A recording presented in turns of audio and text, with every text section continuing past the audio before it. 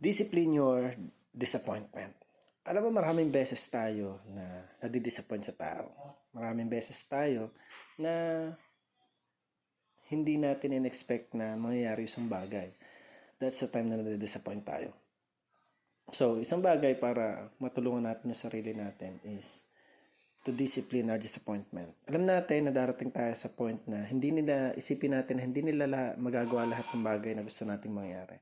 Isipin natin na hindi nila magagawa yung mga pwede nating sabihin sa kanila para hindi tayo mag-expect ng kahit na ano sa kanila. We need to bury in our mind na there's no perfect. At lahat makakagawa ng kasalanan, lahat makakagawa ng pagkukulang, lahat makakagawa ng mga bagay na hindi natin inaasahan. So, how important is discipline kapag nadidisappoint tayo? At least doon, makikita natin na makokontrol natin yung sarili natin kung paano na dapat ay bago tayo salita dun sa bagay na yon, ay mapapag-isipan muna natin bakit nga ba niya nagawa yon. We need to think about it, kung ano ba talaga yung dapat nating i-action. So, for us na makontrol natin yung emotion natin at hindi lumala yung sitwasyon.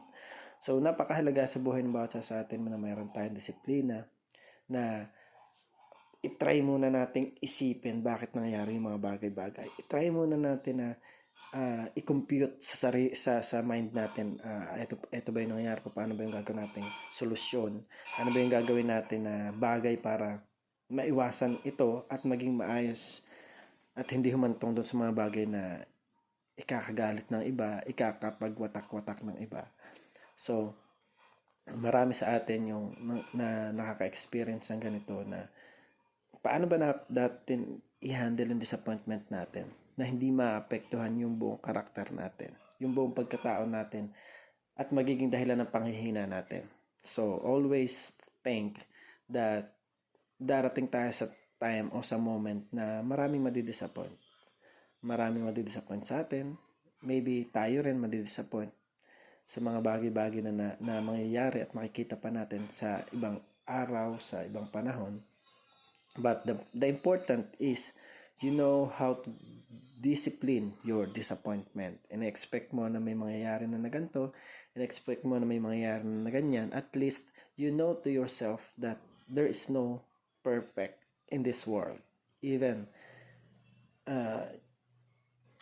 yung pinakamatalinong tao, pinakahasang tao, darating sa point na magkakamali din yan. It is important, and it is important for us to discipline our disappointment.